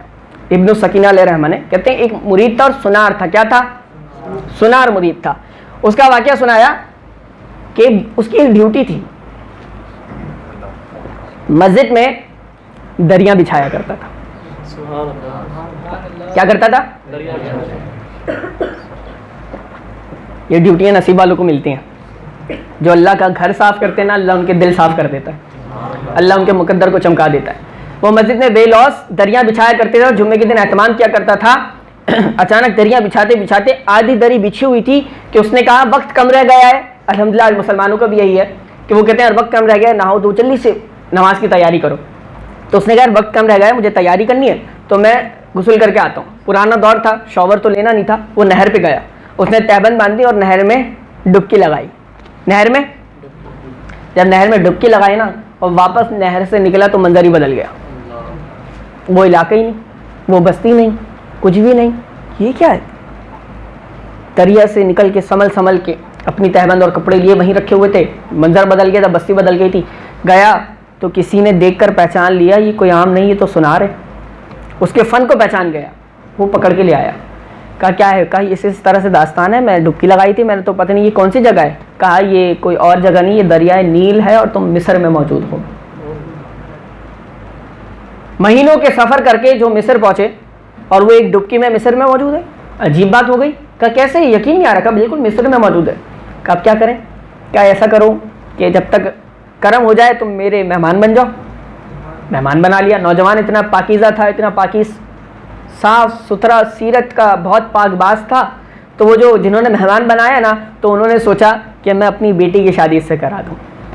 اتنا پاک باز نوجوان کہاں ملے گا، اتنا عبادت گزار. اسے کہا کہ ایک پیشکش ہے، کئی مہینے ہو گئے تم ہمارے مہمان ہو، اب ایک رشتہ قائم کرنا چاہتے ہیں، تم ہماری بیٹی سے نکاح کر لو. اس نے بیٹی سے نکاح کر لیا. 1 سال گزرا، 2 سال گزرا، ایک بچہ ہو گیا ماشاءاللہ. شادی کے 7 سال گزر گئے، 3 بچے ہو گئے. کتنے؟ شادی کے 7 سال ہو گئے، 3 بچے ہو گئے. بیوی بھی موجود ہے، مصر میں رہ رہا ہے. کوئی آج کا دور نہیں ہے کہ واٹس ایپ کر کے بتا دیں میں یہاں پر ہوں، بالکل پرانا دور ہے. گرمی لگی ہے، نہانے کے لیے گیا ہے، نہر میں ڈوبا ہے، ڈبکی لگائی، نکلا، واپس وہیں پہ پہنچ گیا. واپس وہیں پہ پہنچ گیا. اپنا وہی 7 سال پرانا شہر ہے، وہی علاقہ ہے، وہی بستی ہے، وہی لمحہ ہے، وہی منظر ہے. اپنے کپڑے لیے پریشان پہنچا کہ وہ دریا بچھی، وہ کیا ہوا؟ 7 سال گزر گئے. جب گیا ہے تو لوگوں نے کہا آج تو بڑی جلدی نہا کر آ گئے. یہ دریا جو تم چھوڑ کے گئے تھے جلدی سے بچھاؤ، نماز کا وقت ہوا جاتا ہے. وہ بڑا حیران ہوا. کہا کتنا ٹائم ہوا؟ کہا روز جتنی دیر تم نہاتے ہو اس سے کم وقت میں نہا کے آج واپس آ گئے ہو. عجیب سوال ذہن میں اٹھ رہا ہے، کیا کرے؟ مرشد نے جمعہ پڑھایا، ابن السکینہ نے جمعہ پڑھا دیا. جمعے کے بعد حضرت بڑا مسئلہ ہو گیا میرے ساتھ. کہا کیا ہوا؟ کہا میں نہانے گیا تھا، ڈبکی لگائی. کہا نکلا مصر میں، وہاں گیا، رہا، شادی کی، 3 بچے ہوئے، 7 سال گزر گئے، ڈبکی لگائی، واپس یہاں پہ. انہوں نے کہا تم پہلے یہ بتاؤ تمہارے دل میں کوئی وسوسہ آیا تھا؟ اس نے کہا ہاں. کہا کیا؟ کہا رات معراج کی محفل میں بیٹھا تھا، معراج کی محفل میں بیٹھا تھا، اور جب میں نے واقعہ معراج سنا تو میرے دل میں یہ وسوسہ آیا، یار اتنی گھڑیوں میں، اتنے سے لمحوں میں، اتنے سے وقت میں کیسے رب معراج کرا سکتا ہے؟ کہا اسی وسوسے کو دور کرنے کے لیے رب نے تمہیں یہ منظر دکھایا ہے. رب نے تمہیں یہ منظر دکھایا ہے کہ تو اپنی آنکھوں سے دیکھ لے کہ 7 سال یوں پھیلے ہوئے تمہیں نظر آئیں، تمہارے 3 بچے بھی ہو جائیں، لیکن تم واپس آؤ تو وہاں پہ دری وہی لپٹی ہوئی نظر آتی ہے، وہی لپٹی ہوئی نظر آتی ہے. لیکن کہا ہم کسی کے ساتھ زیادتی نہیں کرتے، تم مصر کا سفر کرو، وہ اپنی بیوی اور 3 بچوں کو یہاں پر لے آؤ، یہاں پر لے آؤ. فاصلے سمٹ جاتے ہیں جب محبوب اور محب کی ملاقاتیں ہوتی ہیں. پھر ذہن تمہارے سوالات کرتے رہیں کہ یہ کیسے، تو ہم نے عرض کیا نا یہ کیسے، کب، کیوں، کہاں، کتنا، یہ سب پیچھے رہ گیا. حضور اس سے بھی آگے چلے گئے تھے، یہ سب پیچھے رہ گیا تھا. حضور علیہ السلام اس سے بھی آگے چلے گئے تھے. تو یہ جو واقعہ معراج ہے اس میں ایک بہت خاص باتیں ہیں جس کو میں عرض کرتا ہوں، پھر اختتام کرتے ہیں. حضور علیہ السلام نے جب واقعہ معراج پہ جب مشاہدات فرمائے تو حضور علیہ السلام نے جہنم میں کچھ لوگوں کو دیکھا. کہاں دیکھا؟ ہم فضائل سنیں، ہم نعرے لگائیں، ہم سبحان اللہ ماشاء اللہ کہیں اور ہم چلے جائیں، یہ تو ٹھیک ہے، لیکن محفل کا حاصل نہیں ہے. آپ کو اپنے نبی کی شان یاد ہونی چاہیے، سینے میں نام سن کے اور حضور کی ذکر کو سن کے ٹھنڈک تو ہوتی ہے، لیکن حضور علیہ السلام کو جو دکھایا گیا اور ہمیں سکھایا گیا اس سے ہمیں کیا سیکھنے کو ملتا ہے؟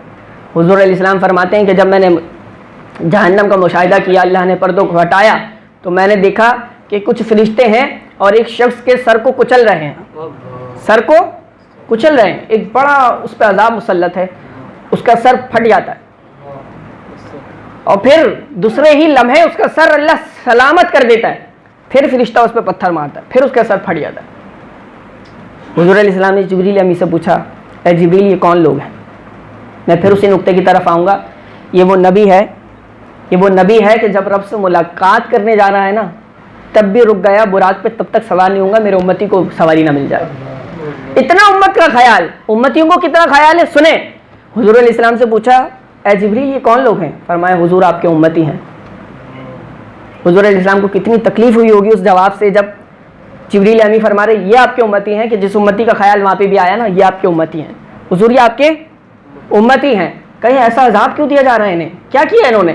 کہا حضور ان کے سر نمازوں کے بوجھ سے بھاری رہتے تھے اس لیے انہیں عذاب مل رہا ہے. نماز نہیں پڑھتے تھے اس کا عذاب نہیں ہے، سنیے گا, نماز نہیں پڑھتے تھے یہ اس کا عذاب نہیں ہے, کہا پڑھتے تھے لیکن نمازوں سے ان کے سر بوجھل رہتے تھے. اب نماز پڑھنی ہے, اب نماز کا وقت ہو گیا, اب نماز پڑھنے جائیں, اب کھڑے ہو جائیں, اس طرح سے انداز سے پڑھتے تھے تو ان کو نماز بوجھ فیل ہوتی تھی. تو یہ اس کا عذاب دیا جا رہا ہے, یہ اس کا عذاب ہے. اور جو نماز ہی نہیں پڑھتا, میں اور آپ اپنے آپ کو کھنگالیں, ہر ایک کا حال اللہ بہتر جانتا ہے. میری بھی سستیاں اور آپ کی بھی سستیاں, تو کب تک ہم سستی میں گزاریں؟ حضور علیہ السلام کے دربار میں پیش ہو جائیں کہ اے امتی تجھے موقع ملا, تو نے محفل بھی سجائی, تو بیٹھا بھی, لیکن یوں ہی اٹھ کے چلا گیا. میری آنکھوں کی ٹھنڈک کا نہیں پتا تھا, سور پتا تھا, آپ کی آنکھوں کی ٹھنڈک نماز میں ہے. تو پھر کیا کریں, جو گزری وہ گزری, قضائے عمری ادا کر لیں گے. لیکن آج سے میں اور آپ یہ تہیہ کر لیں کہ اللہ کے حکم سے انشاءاللہ ہم پورے وقت کی پابندی کے ساتھ نماز شروع کریں. یہ تو تحفہ ہے نا, تحفہ ملا تھا. تحفے کو سائڈ میں نہیں رکھا جاتا, دل سے سجا کے رکھا جاتا ہے, اسے اپنایا جاتا ہے, اسے اپنا بنایا جاتا ہے. یہ تو تحفہ ملا تھا نا امت کے لیے کہ اے نبی تم آئے ہو تو تمہاری امت کے لیے تحفہ ہے. 50 لے جاؤ, اے رب میری امت کمزور نہیں کر پائے گی, 45 40 35 30 25 20 15 10, آخر کار 5 پہ آ کے گنتی رک گئی, 5 نمازیں رہ گئیں. حضرت موسیٰ علیہ السلام نے فرمایا حضور آپ پھر جائیں, آپ کی امت بڑی کمزور ہے, یہ نہیں ادا کر پائے گی. 5 نمازیں, 50 سے 5. حضور علیہ السلام نے فرمایا میرا رب مجھے تحفہ دے رہا ہے, مجھے حیا آ رہی ہے, میں کیسے کم کراؤں, میں اتنی ہی لے کر جاؤں گا. لیکن انعام کیا ہے؟ فرمایا انعام یہ ہے کہ کوئی امتی 5 نمازیں پڑھے, اللہ 50 کا ثواب عطا فرمائے گا. رحمت کے خزانوں میں کمی نہیں, تم 5 ہی پڑھو, رب 50 کا عطا فرمائے گا. لیکن پڑھو, سستی آئے ایک دوسرے کو سپورٹ کریں, کوئی سستی آ رہی ہے اس کو آپ لے کر چلے جائیں, پکڑ لیں, لے جائیں. حضور علیہ السلام نے فرمایا کچھ لوگوں کو دیکھا تانبے کے ناخن, کس کے؟ تھوڑے سے نیلس بڑھ جائیں نا ہمارے, اور کہیں کھجلی ہو جائے اور آپ کھجا لیں, پھر آپ دیکھیں انفیکشن کیسے ہوتا ہے. میں اس لیے سے ریلیٹ کر رہا ہوں تاکہ آپ کو سمجھ میں آئے یہ عذاب کیسا ہے. ہمارے نیلس بڑھ گئے اور ہم نے کہیں ایسا کھجا لیا تیزی سے تو ہمیں انفیکشن ہو گیا, ڈاکٹر کے پاس جانا پڑتا ہے, یار یہ یہاں پہ پس بھی پڑ رہا ہے, یہاں پہ دانے بھی نکل رہے ہیں, یہاں پہ تکلیف بھی ہو رہی ہے. کہ آپ نے اپنے نیلس سے بہت تیزی سے کھجا لیا ہے تو آپ کے نیلس کی وجہ سے انفیکشن ہو گیا. یہ نیلس تو کٹ بھی جاتے ہیں, یہ تو ٹوٹ بھی جاتے ہیں, یہ تو اس دنیا کے نیلس ہیں. فرمایا آخرت میں حضور علیہ السلام نے فرمایا کچھ لوگوں کو دیکھا تانبے کے ناخن اور ان کے جسم پہ جو مرض تھا خارش کا مرض, اور تانبے کے ناخنوں سے وہ اپنے جسم کو کھجائیں اور ان کا پورا گوشت نکل نکل کے نیچے آئے. حضور علیہ السلام نے فرمایا جبریل یہ لوگ کون ہیں؟ فرمایا حضور یہ بھی آپ کی امت ہے, یہ بھی آپ کے. انہوں نے کیا کیا؟ کہا یہاں کسی کی پیٹھ مڑتی تھی وہاں اس کی برائی شروع کر دیتے تھے, غیبت کرتے تھے. غیبت کوئی بات ہی نہیں ہے, کیا مسئلہ ہے, یہاں اس کا وہ موجود تھوڑی ہے, یہاں اس کی پیٹھ پھری اور وہاں اس کی برائی شروع کر دی. سگے بہن بھائیوں میں, قریبی دوستوں میں, آفس کولیگس میں بالکل کامن ہے غیبت, کوئی مسئلہ ہی نہیں ہے. کوئی غیبت کو غیبت سمجھتا نہیں ہے. عذاب تو یہ ہے, غیبت کو غیبت ہم سمجھتے نہیں ہیں. اور عذاب کیسے سنیں؟ فرمایا تانبے کے ناخن اور گوشت نکل نکل کے آ رہا ہوگا, کھجا رہے ہوں گے اپنے جسم کو. اور خواتین ان کے لیے کوئی مسئلہ نہیں ہے, جہاں 4 خواتین بیٹھیں گی وہ کہیں گی تیسری یہ اور دوسری یہ, سب کی برائیاں وہاں شروع ہو جائیں گی. دوست یار بیٹھے ہیں جہاں وہ ایک دوست نہیں اس کی برائیاں شروع. آپ کو میں بتاؤں کسی کتاب میں نے پڑھا کہ با وفا دوست کون ہوتا ہے. بڑی پیاری بات ہے, با وفا دوست کون ہوتا ہے. ہم کہ پیسے جس کے پاس زیادہ وہ با وفا, عزت جس کے پاس زیادہ وہ با وفا, دولت, نام, اسٹینڈرڈ, حسن یہ تمہارا معیار ہے. با وفا دوست وہ ہوتا ہے جو اپنے دوست کی پیٹھ پیچھے اس کی عزت کی حفاظت کرے. یہ با وفا دوست ہے کہ تم سامنے نہیں ہو پھر بھی تمہارے لیے لڑ رہا ہے, تمہارے لیے بات کر رہا ہے, تمہاری کسی سے برائی نہیں سن رہا. کہا یہ با وفا دوست کی پہچان ہوتی ہے. اور ہم جس دنیا میں جی رہے ہیں کہ بس بندے کا جو ہے نا چہرہ پلٹا اور اس میں یہ خرابی, اس میں وہ خرابی, اس میں وہ خرابی. تو خدا را اگر میں اور آپ اس آخرت کے اس عذاب سے بچنا چاہتے ہیں تو ہمیں غیبت چھوڑنی ہوگی. اور اگر کوئی کرے تو بڑے ادب کے دائرے میں پولائٹ لہجے میں اسے سمجھا دیں کہ یار ایسا نہ کریں, وہ ابھی سامنے نہیں ہے, اس کی برائی نہ کریں. اگر کوئی مسئلہ ہے تو سامنے ڈسکس کر لیں. تو فرمایا تانبے کے ناخن سے اپنے آپ کو جسموں کو وہ کریں گے, کھجائیں گے. پاکیزہ گوشت رکھا ہوا ہے, پاکیزہ کھانا بہترین تیار, اور ایک گلا سڑا گوشت کا کھانا رکھا ہوا ہے.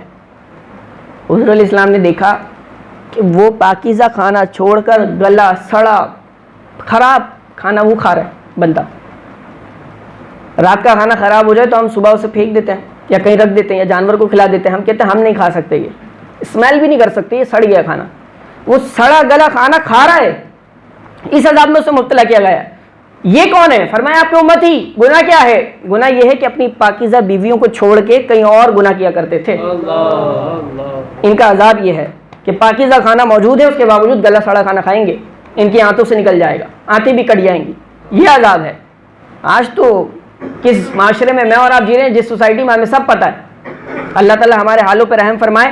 حضور اسلام نے فرمایا کچھ لوگ جن کے منہ سے غلاظت نکل رہی تھی, اس عذاب کا اندازہ میں اور آپ کر ہی نہیں سکتے. واش روم میں تھوڑی سی اسمیل آئے نا تو ہم کہتے ہیں یار کون گیا تھا واش روم, کون گیا تھا, پانی کیوں نہیں صحیح سے ڈالا. سمجھ رہے ہیں آپ, یہ ہماری نفاست کا عالم ہے, ہماری صفائی کا عالم ہے کہ ہمیں اسمیل ہلکی سی برداشت نہیں. اور حضور اسلام نے فرمایا جو تم واش روم میں غلاظت کرتے ہو نا, آخرت میں کچھ لوگوں کو ایسا دیکھا ان کے منہ سے وہ نکل رہا تھا, اس عذاب میں مبتلا تھے. جبریل کون لوگ ہیں؟ فرمایا حضور آپ کی امتی ہیں. گناہ کیا ہے؟ کہ گناہ صرف ان کا اتنا ہے کہ منہ سے گندی باتیں کیا کرتے تھے, گالیاں بکا کرتے تھے, فحش کلامیاں کیا کرتے تھے, کسی کی ماں بہن کے لیے بہتان لگایا کرتے تھے, کسی پہ انگلیاں اٹھایا کرتے تھے, کسی کے لیے زبان تان دراز کیا کرتے تھے, اپنے منہ میں جو آتا تھا بول دیا کرتے تھے. ان کا عذاب یہ ہے کہ آج ان کے منہ سے غلاظت نکل رہی ہے جیسے دنیا میں گندی باتیں زبان سے نکلا کرتی تھی, گالیاں زبان سے نکلا کرتی تھی. یہ ان کا عذاب ہے. اللہ ہم سب کو اس سے محفوظ فرمائے. اور فرمایا کچھ لوگوں کو دیکھا, آج یہ جو لپس ہے نا, لپس, یہ ہونٹ ہمارے جسم میں, ہماری باڈی میں, ہمارے فیس میں ہماری خوبصورتی کا ایک پارٹ اور ایک حصہ ہے. جس کے ہونٹ خوبصورت ہوں تو ہم کہتے ہیں چہرہ بڑا خوبصورت لگ رہا ہے, جس کے ہونٹ پیارے ہوں تو ہم کہتے ہیں بڑا اچھا چہرہ, بڑا خوبصورت, بڑا حسین, نگاہیں ٹھہر رہی ہیں. ہونٹوں کی بناوٹ, ہونٹوں کا کلر, یہ لپس. حضور اسلام نے فرمایا قیامت کے دن میں نے کچھ لوگوں کو دیکھا, ان کے ہونٹ اونٹ کے جتنے بڑے, اونٹ جتنے بڑے ان کے ہونٹ تھے, اور گرم جہنم کے انگارے اور پتھر ان کے ہونٹوں میں رکھے جاتے اور پورے جسم سے ان کے نکل جاتے. ایسے عذاب میں مبتلا. جبریل کون ہے؟ فرمایا حضور آپ کے امت. گناہ کیا ہے؟ گناہ یہ ہے کہ یہ دنیا میں یتیموں کا مال کھایا کرتے تھے, یتیموں کا. یہ ان کا عذاب ہے. باپ کا سایہ سر سے گیا, چاچا ماما تایا خالہ خون کے پیاسے بن گئے, جائیداد کا چکر, پراپرٹی لے لو, مال ہضم کر جاؤ, کھا جاؤ, کیا کریں؟ فرمایا نہیں, یہ نہیں. جو یتیموں کا مال کھایا کرتے تھے ان کا عذاب یہ ہے, جتنا ملے بندہ صبر اور شکر کے ساتھ گزارا کرے, صبر اور شکر کے ساتھ. آج جو حالات چل رہے ہیں, اللہ تعالیٰ ہم سب کا بیٹھنا قبول فرمائے. جو حالات چل رہے ہیں نا, ان حالات میں میں آپ کو صرف ایک بات کہوں کہ بندہ خود اتنا پریشان ہے, وہ دوسرے کے دکھ کیا سنے, دوسرے کو کیا سپورٹ کرے.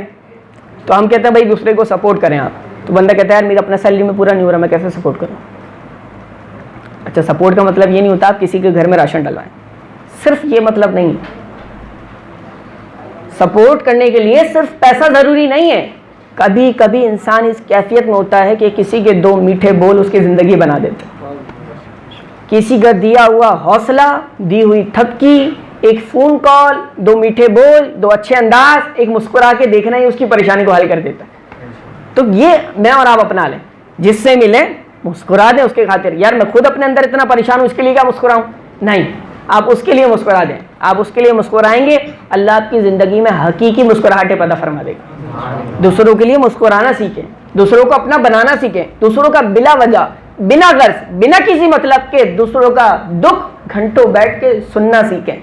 کسی کا دکھ سننے سے بھی اس کا دکھ ہلکا ہو جاتا ہے. آپ مدد کریں نہ کریں, آپ دکھ سنیں, لوگوں کو اپنا بنائیں, لوگوں کے پاس جائیں, لوگوں کی پریشانیوں کو پوچھیں, تو پھر کیا ہوگا کہ کسی کی مشکلیں آسان کرتے کرتے اللہ ہماری مشکلوں کو آسان فرما دے گا.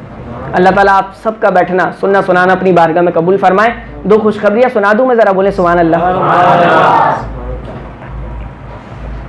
دو خوشخبریاں یہ ہے. ایک خوشخبری تو یہ ہے کہ جو آپ کو کتاب نظر آ رہی ہے نا, یہ کتاب آئی ہوئی اور کہیں یہ جتنے آپ آبے جانتے ہیں کتاب آ گئی ہے. لیکن مزے کی بات یہ جانتے ہیں کتاب آ گئی ہے, یہ جانتے ہیں کتاب آ گئی ہے, صرف جانتے ہی ہیں. لی کس نے, پڑھی کس نے؟ ارے بھائی کتاب سے کیا تعلق, بیان سنایا بس بیٹھ کے مزے سے ہم سنتے ہیں. کتاب میں وہ کچھ ہے جو آپ کو بیان میں بھی نہیں ملے. رزق میں برکت کے وظیفے بھی اس کتاب میں, ہماری شخصیت کیسے سنورے گی, ہم کسی کے لیے کیسے اچھے بن سکتے ہیں, یہ بھی اس کتاب میں آپ کو بہت کچھ اس کتاب میں ملے گا. خوشخبری کیا آتی ہے تو آپ پہلے بھی بتا چکے. خوشخبری یہ ہے کہ اس محفل کی برکت سے یہ اناؤنسمنٹ کرنے کا سوچا کہ اس کتاب کی جو قیمت ہے نا, اس قیمت پہ آج یہ کتاب نہیں دیں گے آپ, اس کی ہاف قیمت پہ جو بھی لینا چاہیے کتاب دستیاب ہے. بولیں سبحان اللہ. تو انسان کیونکہ حالات اچھے نہیں چل رہے, فائنینشلی ڈسٹرب ہے, تو جو لینا چاہے وہ ہاف قیمت پہ یہ یہاں پہ لڑکے موجود ہیں, ہاف قیمت پہ لے سکتے ہیں. دوسرا یہ کہ یہ آشیانہ بڑا چھوٹا سا ہے, آشیانہ بڑا چھوٹا سا ہے لیکن ہے اپنا, ہے دوسروں کے پاس بیٹھ کے دوسروں سے دب کے یا ان کی مرضی کی بات اپنی زبان سے نکالنے پہ ہم مجبور نہیں. ہم وہ بات کریں گے جو حقیقی قرآن و حدیث کی عکاس ہوگی اور دین کی بات ہوگی اور حق کی بات ہوگی. ٹھیک ہے, اس کا فائدہ یہ ہے جب آشیانہ چھوٹا ہے اور اپنا ہے تو پھر کیا کریں, اپنا ہے تو پھر خوشخبری یہ ہے کہ جو یہ شہزادے ہوتے ہیں نا, چھوٹے بچے ہوتے ہیں نا, ننھے شہزادے, ان کو ایک تعلیم کی ضرورت ہے, قرآن سے جڑنے کی ضرورت ہے. ہماری نسلیں ان سے سنوریں گی تو کیا کریں, ایک مدرسے کا قیام کر رہے ہیں, مدرسہ پیغام حق کے نام سے. اس میں فی سبیل اللہ بچوں کو قرآن پاک کی تعلیم دی جائے گی. دوپہر کو یہ کلاس کا انشاءاللہ قیام ہوگا تو ہمارے علاقے کے جتنے بھی بچے ہوں وہ یہاں پہ اپنا ایڈمیشن لیں اور یہاں پہ بیٹھیں. انشاءاللہ ان سے ملاقات بھی رہے گی, درس میں بھی وہ رہیں گے, ہمارے ساتھ جڑے رہیں گے, تو بچوں کی انشاءاللہ تربیت کریں گے آنے والے وقت میں. کیونکہ حقیر سمجھ کے جنہیں بجھا دیا تم نے, حقیر سمجھ کے جنہیں بجھا دیا تم نے, وہی چراغ جلیں گے تو روشنی ہوگی, وہی چراغ جلیں گے تو روشنی ہوگی. تو یہ بچے ہماری قوم کا معیار ہیں, ہمارا سرمایہ ہے. اللہ تعالیٰ ان سب کو عالم بنائے, حافظ بنائے, ہمارے لیے ذریعہ نجات بنائے. تو جو آپ بھی کتاب لینا چاہیں وہ یہ کتاب خرید فرمائیں, آدھی قیمت پہ آپ سب کو آج دستیاب ہوگی. اللہ تعالیٰ آپ سب کا آنا, بیٹھنا, سننا سنانا اپنی بارگاہ میں قبول فرمائے. تمام چہرے مجھے نظر آ رہے ہیں, بڑی محبت سے آئے ہیں. کچھ کی پہلی ملاقات ہے, کچھ کی دوسری ملاقات ہے, کچھ کی ہر بار کی ملاقات ہے. تو یہ پہلی دوسری ہر بار کی سب ایک طرف ہے لیکن محبت سب برابر کرتے ہیں. اللہ تعالیٰ ان محبتوں کو دوام عطا فرمائے کہ ہم آخری سانس تک اسی طرح اللہ کے لیے محبتیں کرتے رہیں. اور جب ایک میسج, ایک کال اور ایک پیغام مل جائے کہ پیغام یہ ملے کہ پیغام حق نے محفل سجائی ہے, تو پھر ہم سر کے بل چلتے ہوئے آ جائیں. اللہ تعالیٰ آپ سب کا آنا اپنی بارگاہ میں قبول فرمائے. واخر دعوانا ان الحمدللہ رب العالمین.